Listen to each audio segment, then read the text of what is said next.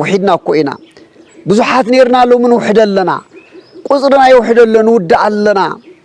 حتياتنا يبزحلو بزحنا بدلنا عينا بدلنا بزحي ولدين دقوم زحدو طلمول زلو زماني غربيت مس غربيت سمس بعلو عمص لأنا مقتالن عمጭ فلاقم زلو زماني ስለዚህ ርህራሄ ዝጠፈሉ ጭካኔ ዝበዝሑሉ ዘመን መራሕቲ ሃይማኖት ይኹን መራሕቲ ሀገር ውን ተኾነ ምዳዊ ወይም ድማ ቤተክርስቲያን ቀኖና ስለዝኾነ ዘለውዋ ሸውዓተ አጽዋማት ስለታፍተም ሸውዓተ አጽዋማት ሓደስ ጾም ፍልሰታ ስለዝኾነ ሲ ኢልና ጥራይ ንጾም ከይኸውን በተለምዶ ወይ ድማ ቀኖና ናይታ ቤተክርስቲያን ብዝብል መልክዕ መጽና بتشلل ملل نصوم يكونن بفلاي بالساعات زي كم حزبي كريو خلنا فلاي كم حزب تግራይ ጾመ ፍልሰታ ክንጾም ከለና በዛ አነ ዝደልዮ ዘለኹ ጾም ሲ እዚ ጾም ስኻት ጾም ዘለኻ ጾም ይኮነን ትስኻ ጾም ለኹ እየትብሎ ጾም ይኮነን ካብ እኽሊ ካብ ዝብላዕ ካብ ዝስተ ገዲፍካ ጠጠውልካ እዚዩ ወይ ሰውነትካ ሕሲርካ ተባዓራትካ ወሪድካ በሐመድ ብምድቃስካ እኽሊ በልዕን ብምባልካ ከምዚኦም ዝበለ ወጮ ብምልባስካ እዚኦም ዝመሳሰሉ አይኮነን አነ ዝደልዮም ዘሎ እዚኦም ዲኻ ጾምልካ ትነግረኒ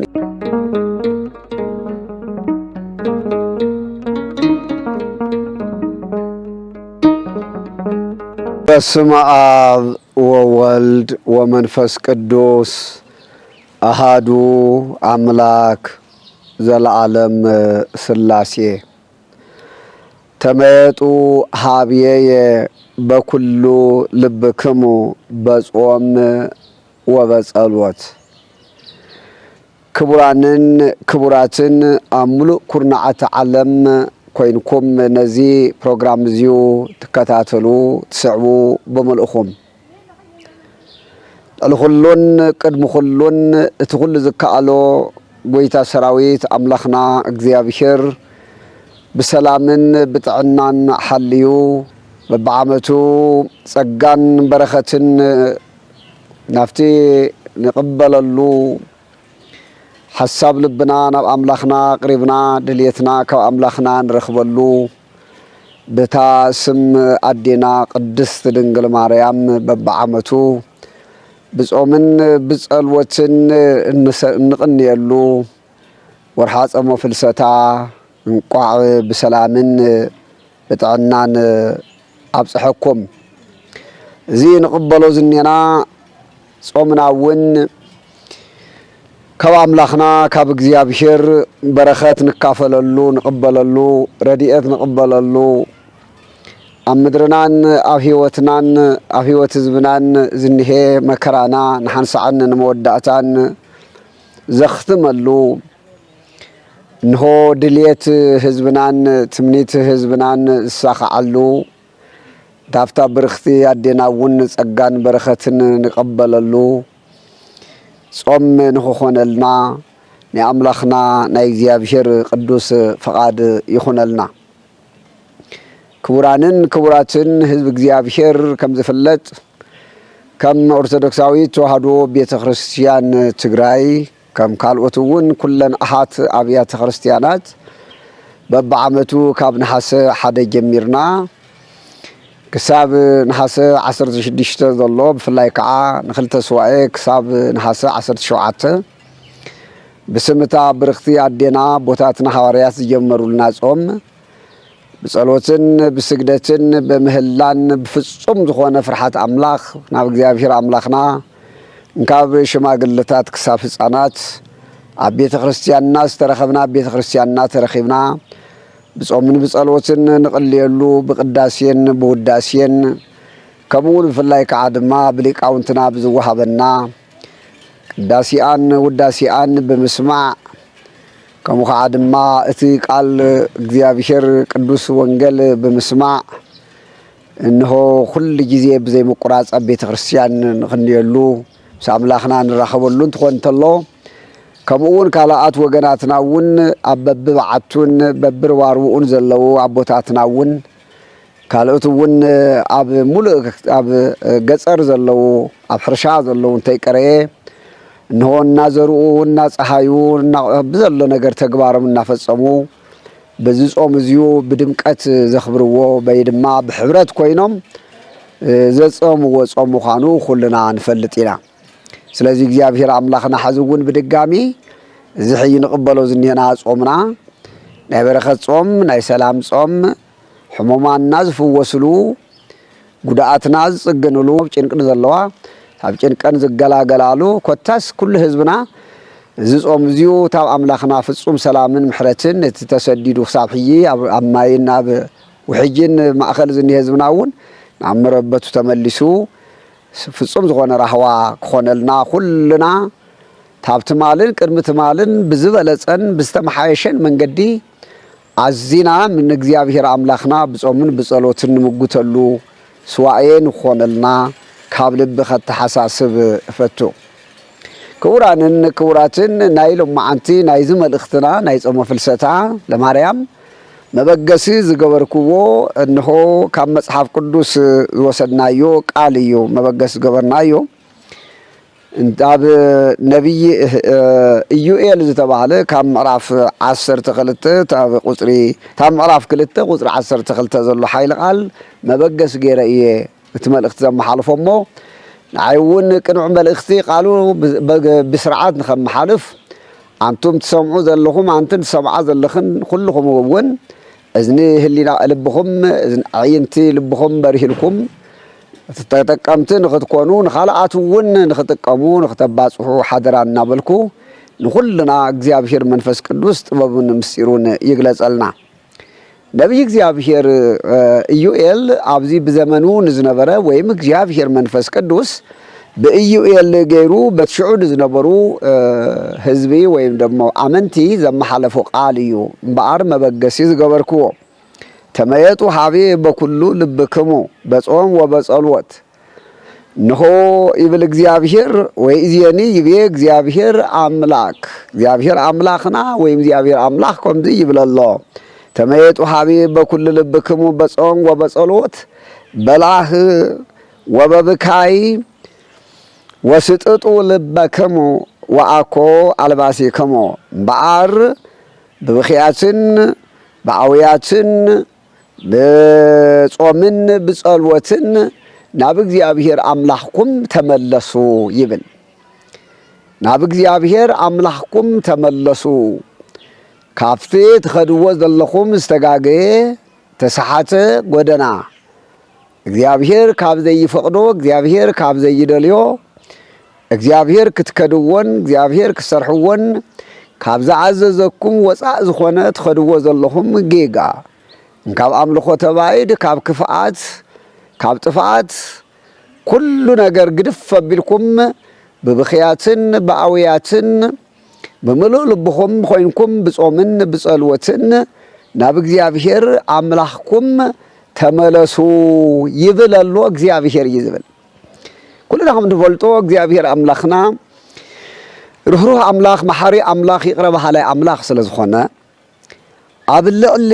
ሰባት ይኹን ኣብ ልዕሊ ፍጥረቱ ብኽፉእ ክፈርድ ዘይደሊ ናይ ፍቕሪ አምላኽ ስለ ዝኾነ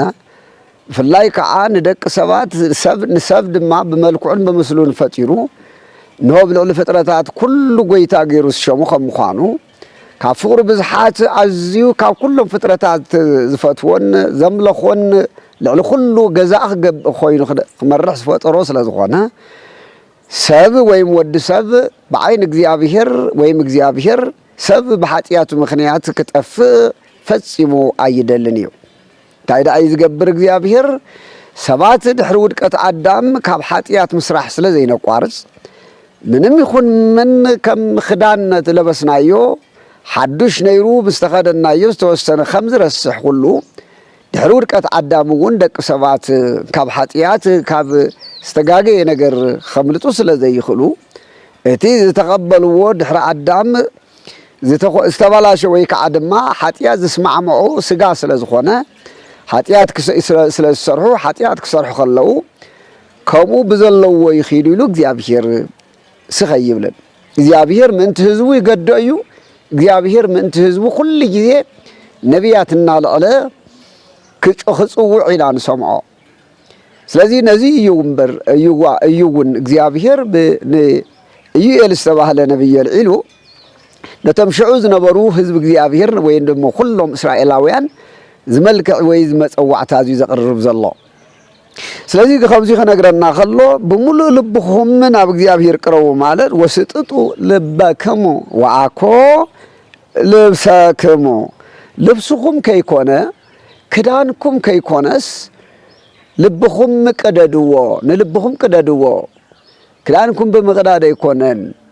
እንታይ እኳ ደአስ ልብኹም ደአ ቅደዱ ልብኹም ቅደዱ ማለት ልብኹም ብምኽፋት ንንስሃ ልብኹም ብምኽፋት ተጸጽይትኩም ብምሉእ ልብኹም ብምሉእ ኃይልኩም ብምሉእ መንፈስኩም ብኩሉ ነገር ዝገበርኩምዎ አሚንኩም እንሆ ናብ እግዚአብሔር ክትቀርቡ ከለኹም ልብኹም ከፊትኩም ክፈትሉ ንእግዚአብሔር እምበር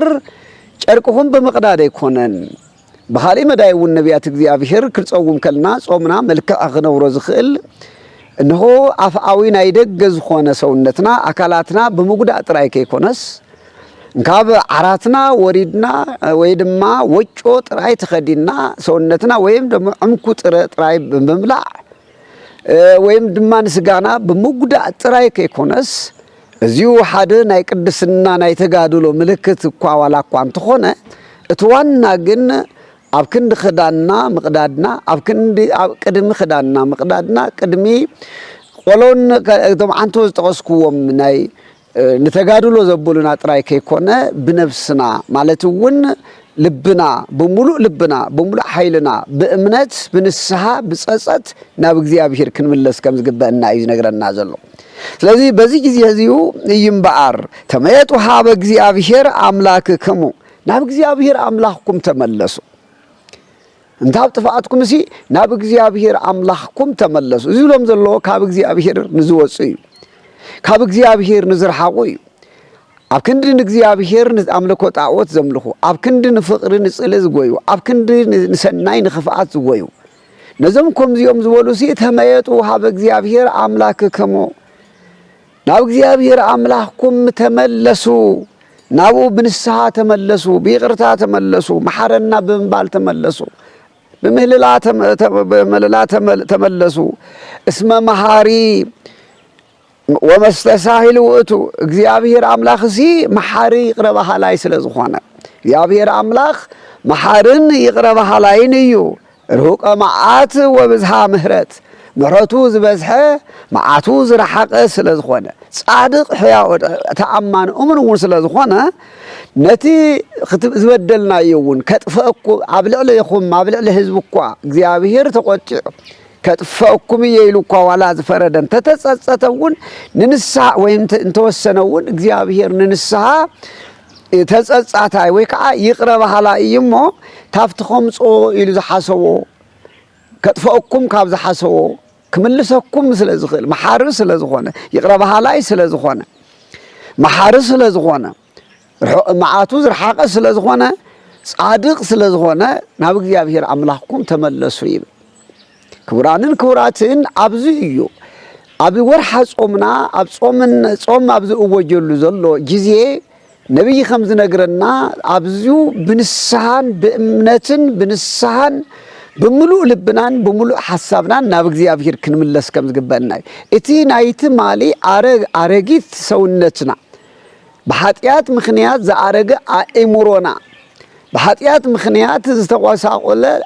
አተሐሳሰባና እዚ በሙሉኡ ብንስሐ ማይ ሐጺብና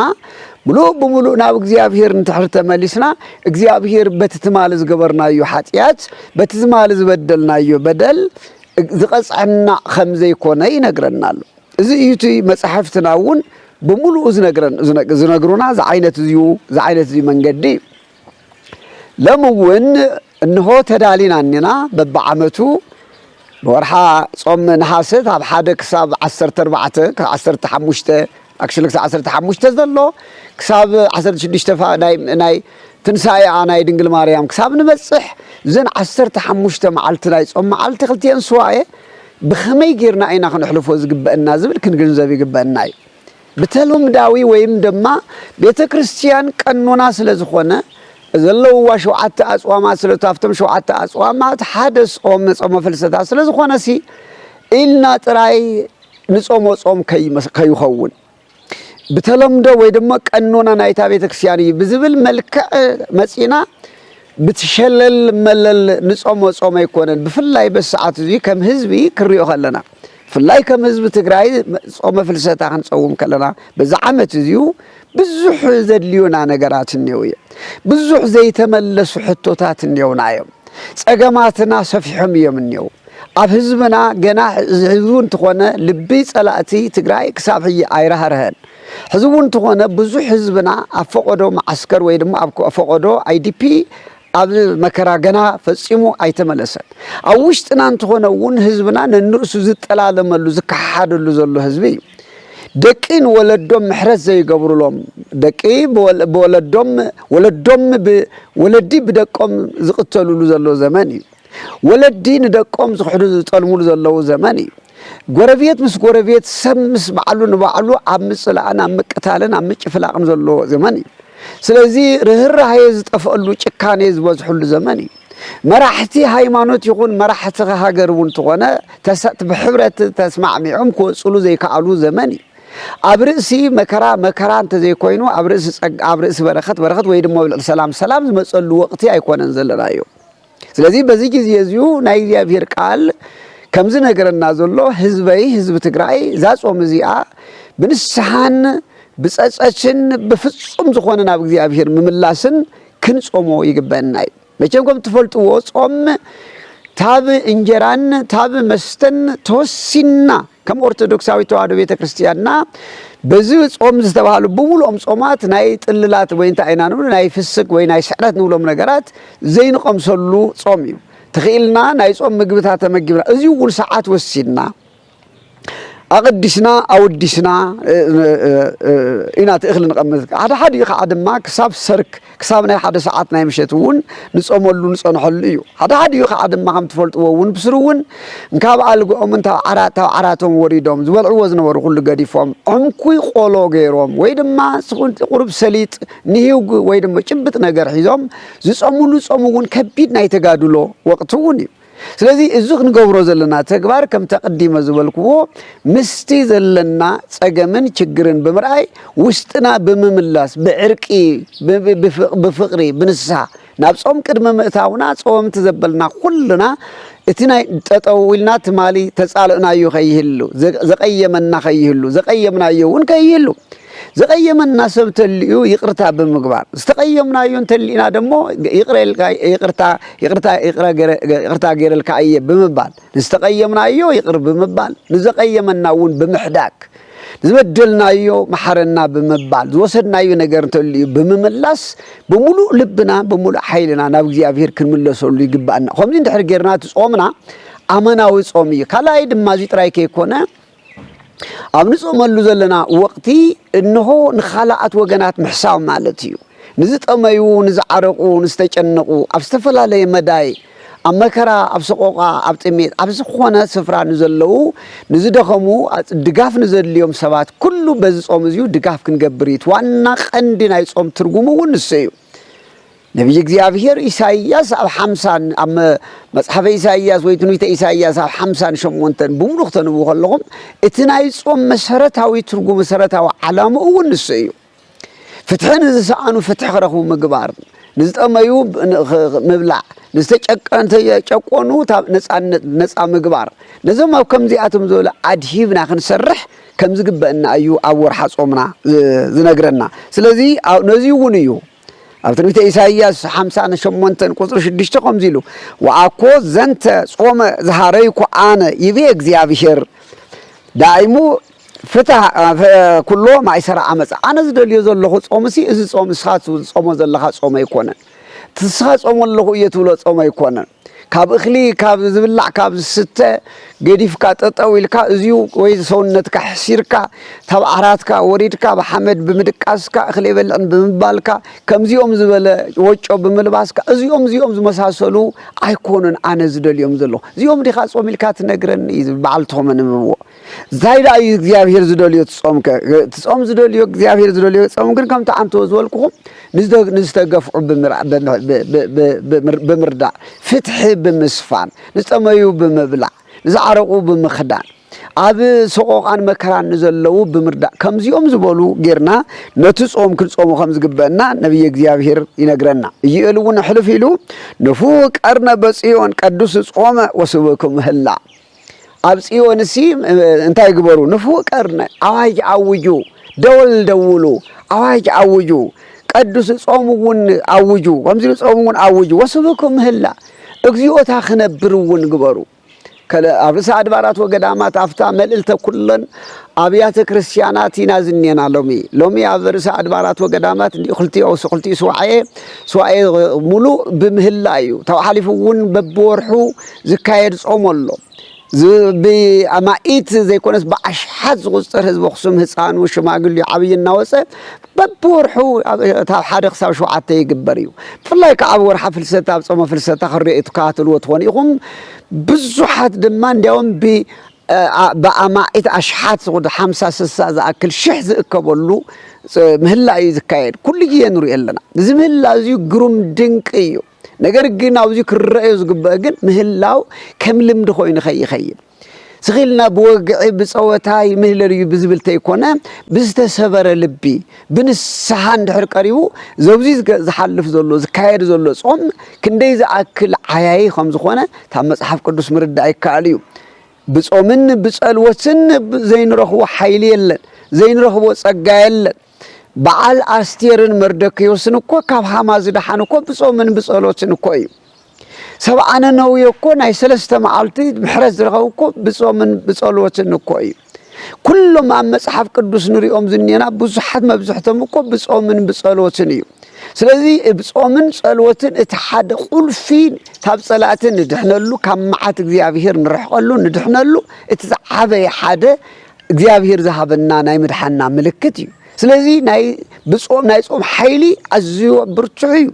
زحممو زفوس እዩ ድውያን ዝፍውስ ካሊ ሲትረፍ ብቲ መንፈስ ጋኒ ነቶም ጨካናት አጋንንት ወንኳስ ንስዕረሉ ወይ ድማ ንዕወተሉ ከምቲ ትፈልጥዎ እዚ ዘመድኩም እዚ ዘመድ እዚ ሰይጣን بصومن بصلوتن ተዘይኮነ አይወጽሪ ዝበለ ጎይታ ማቴዎስ ወንጌል 17 ከምዛ ዓይነት ዝበለ ክፉ ግን ዝንቱ ዘመድ ይወጽ ዘንበለ በጾም ወበጸሎት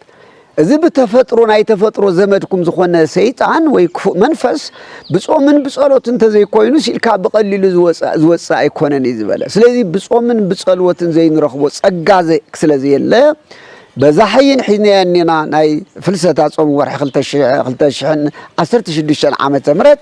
كلنا بنسها ناب እግዚአብሔር بملاس كن صلن كن مهللان يغبانا ايو يقل بتلين خاهنات وبكيو كهنات اللي تسووا ويدموا ويبكيو كهنات اللي يسووا وست مسواعيته لإግዚአብሔር مسواعيته لإግዚአብሔር اتوم بفلاي كعا اتوم من እግዚአብሔር مسواعيت زقربو اتوم كهنات بفلاي كعا دما عم اخل مسواع خوينا مبيت እግዚአብሔር خوينوم توم كهنات توم مسواعيتنا እግዚአብሔር زقربو بتلي كهنات انت يغبر يزبل زنر توم كهنات زي يبكيو ويبكيو وايبلو ناب እግዚአብሔር ይመለሱ ናብ توم كهنات مرحت ስለዝኾኑ ስለዚህ ጾም እዚዩ ናይ ካህናትን ናይ ዲያቆናትን ወይ ከአደሙ ናይ ምናንት ላይ ኩሉ እዩ መራሒ ይኹን ተመራሒ አበየናይ ጽንፍ አበየናይ ጫፍ ይንበር መራሕቲ ትግራይ ኣብ ቤትም በብእምነትኩም ኣብ ትግራይ ትመርሑ ዘለኹም ኦርቶዶክሳውያን ዝኾንኩም መንፈሳውያን ደቀይ ኩልኹም ደቂ ዛቤተ ክርስቲያን ዝኾንኩም አበየናይ ስፍራ ሃለው አበየናይ ናይ ዕውቀት ደረጃ ሃለው አበየናይ ናይ መሪሕነት ቦታ ተቀመጡ ከመንፈሳዊ አቦኩም ዘተሐሳስበኩም ነተሐይ ሐዊኹም ዝንሄ መፍትሕ ሲኢንኩም ዝንሄኹም መንግስት ትግራይ መፍትሕ ሲኢን ካሉ ዝንሄኻ አመንጎኻን ንርእስኩም ትባልዑ ዘለኹም እትዋና ፍትነው ዘለኹም ደቀይ ናብ እግዚአብሔር እስክተመለሱ እስኪ ቀልብኩም ናብ እግዚአብሔር ይመለስ እስኪ ምስ እግዚአብሔር እስኪ በግልኳ ፐርሰናል በብግልኩም እስኪ እግዚአብሔር ጸሎት ገርኩም ጸልዩ በእምነትኩም አይትሕፈሩ በአምላኩም አይትሻማቀቁ አምላክኩም እግዚአብሔር ጥበበለዎ ጥበበኛ ይገልጸልኩም ይኸል ስለዚህ ኩልና ክንጾውም ክንጽሊ መጸዋዕታይ ከቅርበልኩም እደሊ ካሊ ሓንቲት ናይ ኤርምያስ ቃል መልእክቲ ሕሊፈ ናብ መጠቃለል ይክሓልፍየ ህዝብ እስራኤል ከም ዝነግረና ነብይ እግዚአብሔር ኤርምያስ ሰብ ዝነበረሉ አመ ትንቢተ ኤርምያስ ምዕራፍ 42 ትረኽቦ ነገር ኣሎ መቸም ነብይ ምንባር ጽቡቕ እዩ ካህን ምንባሩ ጽቡቕ እዩ እዞም ናይ እስራኤል ኣብ ጭንቅ ዝነበሩሉ ወቅት እዩ ህዝብ እስራኤል ጥራይ ኮነን መራሕቲ እስራኤል እውን መራሕቲ ቤተ እስራኤል መራሕቲ ቤተ አይሁድ በሁሉ መዳይ በመሪሕነት ህዝብን በመሪሕነት ሃይማኖትን ዝነበሩ ሁሉም እስራኤላውያን ካብለታት ሓደ መዓልቲ ናብ ኤርምያስ መጽ ይብለና ናብ ኤርምያስ መጽዮም ሕቶ ቀሪቦምሉ አንታ ነብይ እግዚአብሔር ኤርምያስ ትሪአና ደልኻ ትሪአና ኮልኻ ወሒድና ኮይና ብዙሓት ነርናሎ ምን ወሕደለና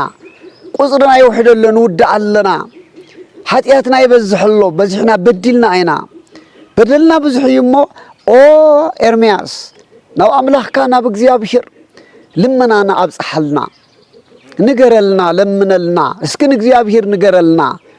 ወሒድናኮ ኃይልናኮ ተዳኺሙ ጸላእትናኮ በዚሖም ስለዚህ ክንጠፍእ እኮ ኢናኔና ትሪአና ኣለኻኮ እስኪ ምሕረት እግዚአብሔር ምን ትኽመጸልና ናብ እግዚአብሔር አምላኽካ ናብ አምላኽና ናብ እግዚአብሔር በጀኻ ጸልየልና በልዎ ይብለና መጽሐፍ ቅዱስ ለባማት ኃጢአቶም ዝኣመኑ ጥፍኣቶም ዝኣመኑ ስሕተቶም ዝኣመኑ ናይ ህዝቦም ሽግር ዝተረድኦም መራሕቲ ናይቲ ህዝቦም ቶም ካህናተው ዝነበሩ ይኹኑ ቶም ዝነበሩ መራሕቲ ናይቲ ህዝቢ ችግር መውሓዶም መከራ መብዝሖም ኣሚኖም ነቦኦም ንኤርምያስ ኤርምያስ ናብ እግዚአብሔር ኪደልና ኢሎም ለኣኽዎ ይብለና መጽሐፍ ቅዱስ ይገርም ኮይ ናብ እግዚአብሔር ጸልየልና ሎሚ ቀደም ኢሉ ዝክርየ ብዙሓት ቦታትና ብዙሓት ዓበይቲ ዓዲ ናብ ገዳማት ተይቀረየ ጸሎት ሓዙልና ይብሉ ነይሮም እዮም ብዙሓት ክሳብሎም እንትኾኑ ሓሊፉ ጸሎት ግበርልና ወለድና ብጸሎት ዘክሩና ዝብሉ ብዙሓት ነይሮም እዮም ሎሚ ግን ታብ ዝሓለፍናዮ ብፍላይ ታብ 50 ዓመት ንድሓር ግን ናብ እግዚአብሔር ጸልዩልና ዝብል መራሒ ህዝቢ ትግራይ ይኹን ብሓፈሹ ህዝቢ ኢትዮጵያ አይረኸበን አይረአናን ብውሽጥ እንተልዩ አይፈልጥን ነገር ግን በግልጽ በመሪሕነት በሐላፍነት በመግልጋል ስለዘለና ክሳብሎም ብዝሓለፍናዮም 50 ዓመታት ሙሉ ብፍላይ ናይ ኮሙኒስት መንፈስ ስለዝነበረ ናብ እግዚአብሔር ጸልዩልና ምባል ይቀረሞ በእግዚአብሔር ምእማን ንባዕሉ እግዚአብሔር አሎ ኢልካ ምእማን ኣብ ናይ ደቅ ሰባት ጭንቅላት ፍረዘይብሉ ዕምበባ ዘይፍርኸም ዕምበባ ምትካልዩ ዝብል ናይ መዓል ማርክስ ሌኒን ስለዝነበረ ብዙሕ ነገር ሉዝ ጌርና ኢና ብዙሕ ነገር ስሒትና ኢና ብዙሕም ዝብል ሰበይ ንረክብ ዘለና ስለዚህ ዞም እስራኤል ዞም ህዝብ ዚኦም ወን ተመልከቱ ባር ናብ ኤርምያስ ቀሪቦም ናብ እግዚአብሔር አምላኽካ ጸልየልና ህዝብ ትግራይ ፍላይ ሎሚ አንቱም ደቀይ መራሕቲ ትግራይ ኩልኩም ኣብዚ አብየትም ዘለኹም ብፍላይ አንቱም ኦርቶዶክሳውያን ካልኦት እውን በእምነትኩም ንሱ ናይ በዓል ይመኽሩኩም እውን ሰብ እምነት አነ ግን ትኹረት ዝበሉ ነቲ ኦርቶዶክስ ነቲ አነ ዝመርሖ ብመንፈስ የዛረብ ዘለኹ አንቱም ደቀይ ኦርቶዶክሳውያን ኣብ ኩሉ መዳይ ዘለኹም እስኪ ልብ ግበሩ እስኪ ረእይዎ እስኪ ናብ እግዚአብሔር ተመለሱ እግዚአብሔር አሎ ኢሉ ዝኣምን ሰብ በእግዚአብሔር ዝሕበን ሰብ እኮ ትለባም ንሱ እኮ እዩ በእግዚአብሔር ዘይእመንማ ኃይልም ክነብሮ ይኽእልን እንተሃነጸውነ ይሰምረሉን ተመልሲ ዝወድቕ ነዚ መጽሐፍ እውን ይብላ ዓብድ በልቡ አልቦ እግዚአብሔር ዓሻ ሰብ ሰነፍ ሰብ ብልቡሲ እግዚአብሔር የለን ይዝብል እግዚአብሔር ምህላው ይርስዕ በባዕሉ ይተኣማመን በኃይሉ ይተኣማመን እንዴ ኃያል በባዕልኻ ንምንታይ ኢኻ ትሕይቲ ትመጻደቕ ዘለኻ ይተባሂሉ እዩ ብነኽብኻሊ ደሞ እይትመካሕ አታተ ንጉስ ብንጉስ በኃይሉ ይመካሕ ሀብታም በኃይሉ በሀብቶ ይመካሕ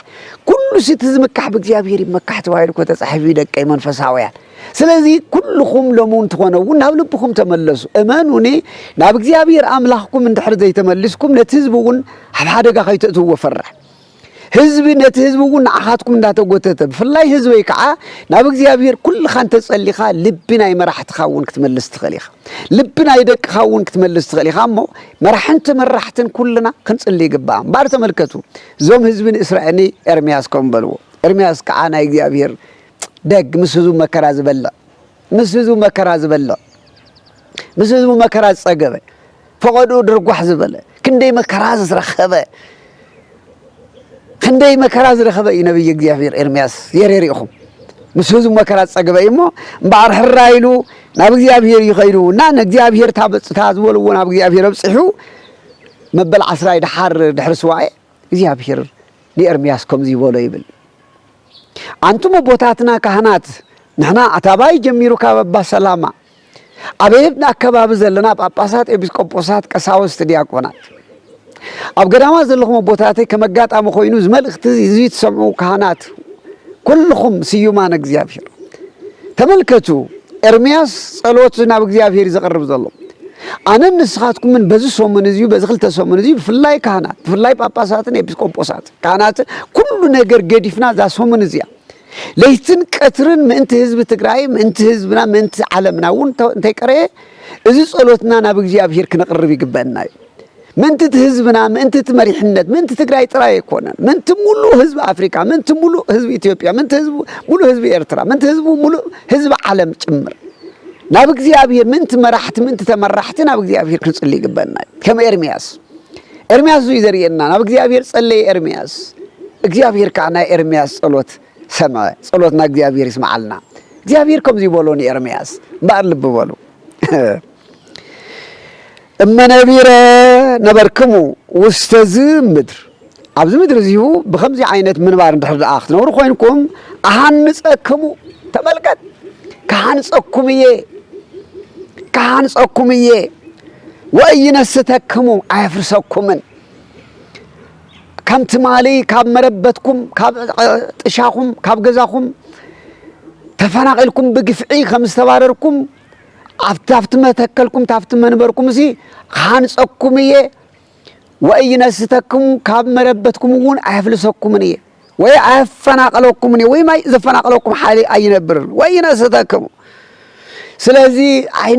ኣይፍርሰኩምን እየ ወእተክለክሙ እንታይ ደኣ ከም ተኽሊ ክተኽለኩም እየ ኣሃንፀክሙ ወእይነስተክሙ ወእተክለክሙ ካሃንፀኩም እየ ድሕር ደኣ በዚ ምንባር ድሕር ደኣ ክትነብሩ ኮይንኩም ብሓቂ ድሕር ደኣ ኮይኑ ንህዝብኻ ከምዚ ይበሎ እንታይ ግበር በሎ ተመልከት ካሃንፀኩም እየ ድሕር እመነቢረ ነበርክሙ ውስተዚ ምድር ኣብዚ ምድሪ እዚ ክትነብሩ ምንባር ድሕር ደኣ ክትነብሩ ኮይንኩም ካሃንፀኩም እየ ኣይፍርሰኩምን እየ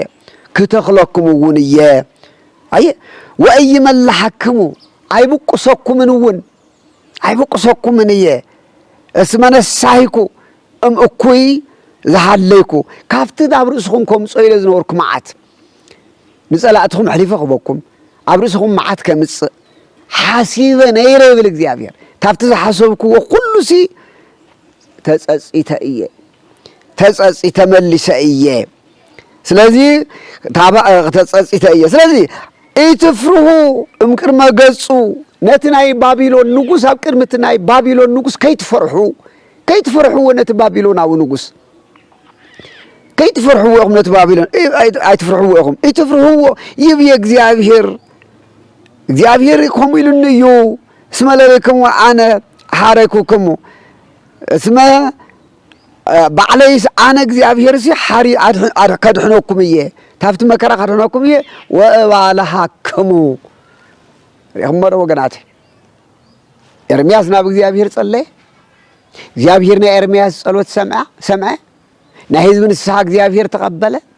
ናይ ኤርምያስ ንብዓት እውን እግዚአብሔር ሓበሰ ነገር ግን ንኤርምያስ ብኤርምያስ ገይሩ ንህዝቡ እንታይ በለ ባዕረብ ዘየፍታ ኣብ ምድሪ እዚኣ እመነቢረ ነበርክሙ ውስተዚ ምድር ኣብዚ እንድሕር ደኣ ነብሩ ካሃንፀኩም እየ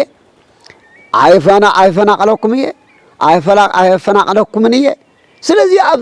ኩሉ መዳይ ብሰላም ክትነብሩ ክገብረኩም እየ ብሰላም ክትነብሩ ኢኹም ነቲ ጸላኢኹም ንጉስ ባቢሎን እውን ኣይትፍርሕዎ ስለዚ ኣይትፍርሕዎ ኣነ እግዚአብሔር ኣምላኽኩም ከድሕነኩም እየ ዝበለ ሎሚ እውን በዛ ጾም እዚኣ በዛ ናይ ኣዴና ናይ ቅድስቲ ድንግል ማርያም ጾመ ፍልሰታ ምክንያት ጌርና ንጾጉም ዘለና ኩልና ኃጢአትና በደልና ተኣማሚና ብፍቅርን ብንስሓን ተመሊስና ኩልና ናብ እግዚአብሔር ክንምለስ ይግባአና እዩ ብጾምን ብጸሎትን ናብ እግዚአብሔር ተመሊስና እግዚአብሔር ከዓ ክምሕረና እዩ ስለዚ ክቡራትን ህዝቢ እግዚአብሔር ይኸው ጾምና ክንጅምር ስለዝኾንና ምናልባት ኩልና ኣብ ጾሎትን ንሕልፈሉ ግዜ ስለዝኾነ ከምቲ ቅድሚ ሕጂ ምናልባት ኣብ ሶሻል ሚድያታት ኣብ ገለ ትሪኡና እውን ከይትሪኡና ትኽእሉ ኢኹም ስለዚ ኩልኩም ታባይ ጀሚሩ ኣብ ገዳማት ንኸይድ ኣብ ገዳማት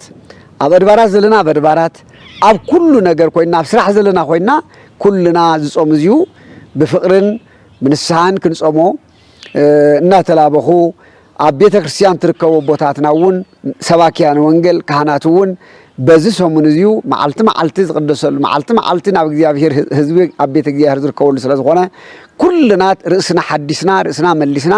ንህዝብና ቤዛ ንኽንኮኖ ሓደራ ዝብል መልእኽቲ እዩ። እግዚአብሔር ኣምላኽ ጾምና ብሰላምን ብፍቕርን ኣጀሚሩ ሰላምን በፍቅርን አስፈጺሙ በበረከቱ ባሪኹ ዘመንና ዝቅጽል ንቕበሎ 2017 ዓመት ከዓብ ሰላም በጽሕና ናይ ሰላም ዘመን ንኾነልና ቅዱስ ፈቃዱ ይኹነልና ካበዲና ቅድስት ድንግል ማርያም እውን በረከትን ረድኤትን ይብዛሓልና። ሰላም ኩኑ። ሰላም ኣምላኽ ይብዛሓልኩም።